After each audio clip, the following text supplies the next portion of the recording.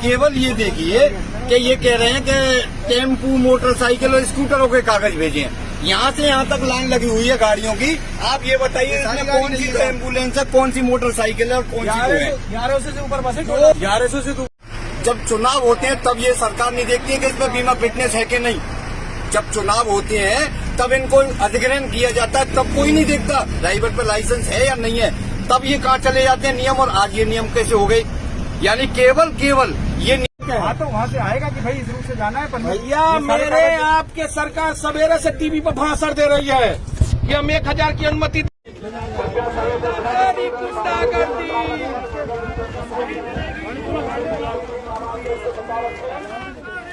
साथियों नमस्कार, मैं हूं नीरज पटेल और आप देख रहे हैं नेशनल जनमत। अभी जो वीडियो आप देख रहे थे इसको राजनीतिक स्टंट भी कहा जा सकता है, कुछ लोग इसको ड्रामेबाजी भी कहेंगे, लेकिन नेशनल जनमत का ये मानना है कि भले ही ये राजनीतिक स्टंट हो या ड्रामेबाजी हो, इसका खुल करके स्वागत होना चाहिए।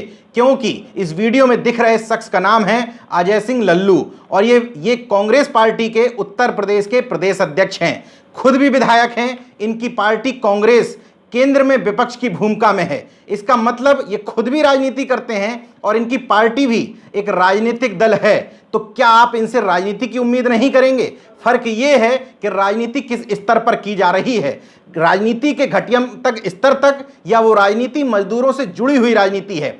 इस वीडियो में मैं ना कांग्रेस की बात करूंगा ना भारतीय जनता पार्टी की, बल्कि इस वीडियो के केंद्र में मजदूर हैं। मैं मजदूर सेंट्रिक होकर के अगर बात करूं तो मैं इस राजनीति का स्वागत करता हूं। मुझे खुशी है कि कम से कम लॉकडाउन के समय में ऐसी तस्वीरें, ऐसे वीडियो सामने तो आए जो मैं लगातार विपक्ष से उम्मीद करता था, क्योंकि विपक्ष का काम ही होता है लोगों के मुद्दे के लिए लड़ना। लेकिन मजदूरों को केंद्र में न रख करके भारतीय जनता पार्टी ने इसमें जिस तरह की राजनीति की है वो निश्चित तौर पर गंदी राजनीति कही जाएगी। अब खेल ये उलझाया जा रहा है कि प्रियंका गांधी ने जो लिस्ट भेजी थी बसों की, उसमें तमाम 2 व्हीलर्स और 3 व्हीलर भी शामिल हैं। मैं आंकड़े आपको बता देता हूं, बगल में आप तस्वीर देख रहे हैं, ये उत्तर प्रदेश सरकार की तरफ से ही आंकड़े बताए गए हैं। उन्होंने डाटाबेस में चेक करा करके बताया है कि 1049 बसों की जो सूची भेजी थी प्रियंका गांधी ने, उसमें से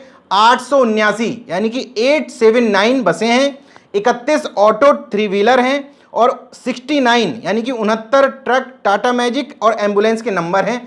70 उन्होंने बताया कि डाटाबेस में उपलब्धि नहीं है। मैं मानता हूं, हालांकि कई जगह से इस तरह की खबरें आ रही हैं कि इनमें से भी कई नंबर जिनको इन लोगों ने टाटा मैजिक या अन्य के बता दिए हैं वो भी नंबर बसों के हैं। लेकिन मैं मान लेता हूं कि आपने जो बताया है उत्तर प्रदेश सरकार ने आंकड़ा, वो बिल्कुल ठीक है। बाकी बसों के नंबरों में प्रियंका गांधी ने फर्जीवाड़ा किया था, मैं मान लेता हूं। लेकिन आपने खुद बताया कि 879 यानी कि 879 नंबर बसों के थे, कम से कम उनका तो इस्तेमाल कर लेते। ये नौटंकी एक दिन की नहीं है, बल्कि 16 मई से लगातार चलती चली आ रही है। 16 मई को प्रियंका गांधी ने मुख्यमंत्री को संबोधित एक पत्र लिखा। उस पत्र को लेकर के कांग्रेस के प्रदेश अध्यक्ष अजय सिंह लल्लू और अन्य नेता सीएम ऑफिस पहुंचे। 2 दिन तक सीएम ऑफिस की तरफ से कोई जवाब नहीं दिया गया। जब इस बात में विरोध बढ़ा तो डिप्टी सीएम दिनेश शर्मा सामने आए। उन्होंने कहा कि हम अनुमति नहीं दे सकते, उत्तर प्रदेश के पास पर्याप्त बसें हैं, प्रियंका गांधी कांग्रेस शासित राज्यों की तरफ देखें। बेहद निम्नतम स्तर की राजनीति करते हुए औरैया की घटना को मुख्यमंत्री योगी आदित्यनाथ ने जिन 2 राज्यों से जोड़ा, ये बताने की कोशिश की कि वो दोनों राज्य केंद्र शासित हैं और उन्हीं दोनों राज्य से, राजस्थान से और पंजाब से ट्रक उत्तर प्रदेश में आए थे। उन्हीं ट्रकों की भिड़ंत के कारण मजदूरों की मौत हुई। सोच लीजिए राजनीतिक स्तर। इसके बाद उत्तर प्रदेश के अपर मुख्य सचिव गृह अवनीश अवस्थी ने कमान संभाली। उन्होंने कहा कि हम अनुमति देने को तैयार हैं, लेकिन प्रियंका गांधी जी की तरफ से चालक परिचालक के नाम नंबर सभी हमें उपलब्ध कराए जाएं। प्रियंका गांधी के निजी सचिव की तरफ से ये भी उपलब्ध करा दिए गए। अचानक से रात में कहा गया अवनीश अवस्थी जी की तरफ से कि सुबह आप डीएम ऑफिस में तमाम बसों के फिटनेस सर्टिफिकेट के साथ संपर्क करें और डीएम आपको अनुमति दे देंगे। रात में ही सारी लिस्ट भेज दी गई जिसमें फिटनेस सर्टिफिकेट से लेकर के तमाम चीजें थीं। इसके बाद सुबह 12 बजे कहा गया कि इन बसों को लेकर के जो राजस्थान के आगरा से सटे हुए बॉर्डर पर खड़ी हुई थी, कहा गया कि इन सभी बसों को लेकर के आप नोएडा गाजियाबाद पहुंचिए, वहां का प्रशासन आपसे इन बसों को अपने अंडर में ले लेगा। इसके बाद ये बसें गाजियाबाद और नोएडा बॉर्डर पर भी पहुंचा दी गई। वहां के प्रशासन ने कहा कि हमें ऊपर से, यानी कि अपर मुख्य सचिव अवनीश अवस्थी और योगी आदित्यनाथ जी की तरफ से कोई सूचना नहीं है, हम इन बसों को प्रवेश नहीं करने दे सकते। लगातार वो बसें खड़ी रहीं। इसके बाद सूचना आना शुरू हुई कि NIEC के डाटाबेस पर हमने चेक करा लिया है, प्रियंका गांधी द्वारा जो सूची भेजी गई है उनमें तमाम बसों के नंबर हैं ही नहीं। मैं मानता हूं कि आप ठीक कह रहे हैं, लेकिन आपने ही कहा कि 879 बसों के नंबर हैं। उन 879 बसों का अभी तक इस्तेमाल ही कर लेते। प्रियंका गांधी ने बेहद सधी हुई राजनीति करते हुए यहां पर कहा कि आप हमें बता देते कि कौन कौन से नंबर फर्जी हैं। उन्होंने कहा संभवतः ये लिस्ट मैंने तो तैयार नहीं की, मैंने जिन लोगों से नंबर मंगवाए राजस्थान से उनमें संभवतः नंबर गलत भी दिए जा सकते हैं, तो आप मुझे बताइए, मैं अन्य नंबरों को देने को तैयार हूं। उन्होंने कहा कि 200 बसें अगर आप कह रहे हैं कि फर्जी नंबर हैं तो मैं 200 अन्य बसों के नंबर आपको देने के लिए तैयार हूं। इसके अलावा एक और सधी हुई प्रतिक्रिया देते हुए उन्होंने कहा कि भारतीय जनता पार्टी अगर चाहती है तो इन बसों में बीजेपी के झंडे भी लगवा लें, पोस्टर भी लगवा लें, बैनर भी लगवा लें और लोगों से यह भी बताएं कि ये बसें बीजेपी ने ही चलवाई हैं, लेकिन बसें चलवा लें। बाकी जो बचा हुआ काम था वो गोदी मीडिया ने पूरा कर दिया। बगल में आप जी न्यूज की एक हेडिंग देख रहे हैं, उसने प्रियंका गांधी का बस घोटाला शब्द से संबोधित किया है। हालांकि इन सबके बीच में जनता के हित की राजनीति करते हुए कांग्रेस प्रदेश अध्यक्ष अजय कुमार लल्लू, विवेक बंसल, प्रदीप माथुर समेत तमाम सारे कांग्रेसी नेता फतेहपुर सीकरी बॉर्डर पर पहुंच गए, जहां से राजस्थान का बॉर्डर लगता है, और मांग करने लगे कि अनुमति दी जाए, इन बसों को हमें उत्तर प्रदेश की सीमा में लाना है। इसके बाद लगातार विरोध प्रदर्शन होता रहा। वीडियो आप देख रहे हैं बगल में। इस तरीके से उनकी गिरफ्तारी कर ली गई। 188, 269 और महामारी एक्ट के तहत मुकदमा दर्ज कर लिया गया। आज इन लोगों ने जमानत ले ली। जमानत के बाद लखनऊ की हजरतगंज पुलिस जो पहुंची थी आगरा, वहां से उसने उनको फिर से गिरफ्तार कर लिया और लखनऊ ले आई। ये पूरा घटनाक्रम राजनीति है। मैं भी कहता हूं ये राजनीति है। प्रियंका गांधी जो कर रही हैं वो भी राजनीति है, लेकिन ये सकारात्मक राजनीति है। विपक्ष को भी इस राजनीति से सीख लेनी चाहिए। केवल ये कहने से काम नहीं चलेगा कि कांग्रेस और भारतीय जनता पार्टी एक सिक्के के दो पहलू हैं। आपको इन सारी चीजों से सीख भी लेना पड़ेगा, क्योंकि विपक्ष से उम्मीद की जाती है कि वो जनता के हितों के लिए सड़क पर उतरे।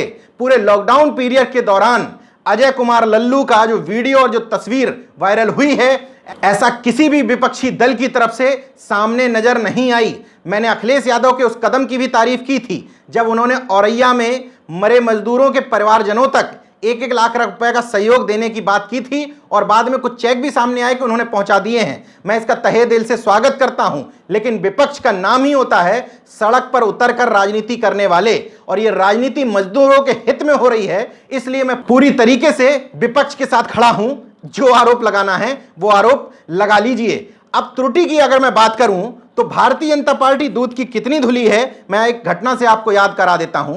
सुप्रीम कोर्ट में जब राफेल मामले को लेकर सुनवाई चल रही थी, उस समय केंद्र सरकार ने, सुप्रीम कोर्ट ने हमें हलफनामा दिया कि हम ये रिपोर्ट राफेल से संबंधित PAC यानी कि संसद की लोक लेपा समिति के समक्ष प्रस्तुत कर चुके हैं। लेकिन उस समय मल्लिकार्जुन खड़गे जो PAC के चेयरमैन थे, उन्होंने कहा ये रिपोर्ट संसद के पटल पर रखी ही नहीं गई, इसको पास करना तो बाद की बात है। इसके बाद केंद्र सरकार सुप्रीम कोर्ट में जाकर के दोबारा कहती है, इतने बड़े मामले में केंद्र सरकार यानी कि मोदी सरकार ने झूठ बोला था या त्रुटि थी, आप ही जानिए। लेकिन मैं बता रहा हूं कि त्रुटि क्या होती है और आप कितने दूध के धुले हैं। उस समय केंद्र सरकार ने कहा कि ये टाइपिकल मिस्टेक है, टाइप की वजह से गलती हो गई। तो सोचिए, जब आप संसद में झूठ बोल सकते हैं तो ये तो छोटी सी ही गलती थी। ये तो हो गई पुरानी बात। अब उत्तर प्रदेश की योगी आदित्यनाथ सरकार की भी चर्चा कर लेते हैं। 20 मई यानी कि आज योगी आदित्यनाथ सरकार की तरफ से प्रेस रिलीज जारी की गई। बताया गया कि उत्तर प्रदेश में 1000 ट्रेनों से तकरीबन 16 लाख श्रमिकों को वापस उत्तर प्रदेश लाया गया है। 20 मई को कहा, और 20 मई को ही पीयूष गोयल जो केंद्रीय रेल मंत्री हैं, रेलवे के परिचालन के लिए सबसे बड़े जिम्मेदार वो ही हैं, उन्होंने 20 मई को बताया कि उत्तर प्रदेश में 837 ट्रेनें भेजी जा चुकी हैं और पूरे देश भर में 21 लाख श्रमिक अभी तक भेजे गए हैं। उत्तर प्रदेश की योगी आदित्यनाथ सरकार की बात सही माने या पीयूष गोयल की, दोनों की संख्या में अंतर है। तो क्या हम इसको फर्जीवाड़ा कहने लगें, क्या घोटाला कहने लगें? संभवतः डाटा अपडेट करने में कुछ समस्या रही हो तो यह त्रुटि है या जानबूझकर बोला गया झूठ है। अगर 837 ट्रेनें सही हैं तो जो संख्या बताई जा रही है वो संख्या भी बदल करके कम हो जाएगी। पहले 1200 मजदूर आ रहे थे ट्रेनों में, बाद में 1700 मजदूरों की संख्या आने लगी। लेकिन अगर इनका भी टोटल हम कर लेते हैं तो अभी तक उत्तर प्रदेश में 837 ट्रेनों के हिसाब से भी 16 लाख श्रमिक नहीं आने चाहिए थे। क्योंकि अगर हम मान लेते हैं कि लगातार जो ट्रेन है पहले 1 मई से ही 1700 श्रमिकों को लेकर चल रही हैं, जबकि ऐसा नहीं था। शुरू में ट्रेनें केवल 1200 श्रमिकों को लेकर चल रही थी, बाद में ट्रेनों में 1700 श्रमिक बैठा ले गए। लेकिन अभी भी कई ट्रेनें ऐसी आ रही हैं जिनमें 1200 से भी कम श्रमिक हैं। आज ही एक ट्रेन प्रतापगढ़ आई है, उसमें 1180 या 95 के लगभग श्रमिक हैं। इसलिए अगर आंकड़ा देखें तो यह समझ में आता है कि योगी आदित्यनाथ की सरकार या तो त्रुटि कर रही है या झूठ बोल रही है। ये आंकड़े मैंने आपको सिर्फ ये समझाने के लिए बताए कि बड़ी बड़ी त्रुटियां और बड़ी बड़ी गलतियां सबसे होती हैं। यहां मामला मजदूरों का था तो आपको इस तरह की घटिया राजनीति नहीं करनी चाहिए थी। आप 2 व्हीलर 3 व्हीलर की मार्केटिंग करके कांग्रेस को बदनाम कर रहे हैं। बदनाम करिए, मुझे कोई आपत्ति नहीं। उन बसों का इस्तेमाल कर लीजिए ताकि जो मजदूर अभी भी सड़कों पर पैदल चल रहे हैं उनके लिए बसों का इंतजाम हो सके। कुल मिलाकर के नेशनल जनमत ये वीडियो आपके सामने इसलिए लेकर के आया था कि जिन लोगों को अभी भी वो बसें कांग्रेसी बसें नजर आ रही हैं, वो लोग अपनी आंखों से भक्ति का चश्मा हटा लें और सड़कों पर चलते हुए बेबस मजदूरों को देखें, उन बसों का इस्तेमाल कर लें। मैं ये नहीं कह रहा हूं कि उन बसों के इस्तेमाल से उत्तर प्रदेश के समस्त मजदूर बसों में बैठ जाएंगे और कहीं कोई समस्या नहीं रह जाएगी। लेकिन इस आपदा की घड़ी में जब मुख्यमंत्री योगी आदित्यनाथ खुद ट्वीट करके लोगों से कहते हैं कि हमें बसों की संख्या उपलब्ध करवाएं, बसों की सूचना दें, हम आपको अनुमति देंगे लोगों को लाने के लिए, तो जन सामान्य से अगर ये अपील कर सकते हैं तो एक राष्ट्रीय स्तर का राजनीतिक दल बसों की लिस्ट ही नहीं बल्कि बसों की पूरी फौज लेकर के बॉर्डर पर खड़ा है। उसका इस्तेमाल कर लीजिए, ये मजदूरों के हित में है। देखते रहिए नेशनल जनमत, जागरूक और सजग बने रहिए। जय विज्ञान, जय संविधान, जय लोकतंत्र। धन्यवाद। तो अगर आपने मेरा YouTube चैनल सब्सक्राइब नहीं किया तो प्लीज़ सब्सक्राइब कर लें और उस बेल आइकन पर जरूर क्लिक करें जिससे जो मेरे न्यू वीडियो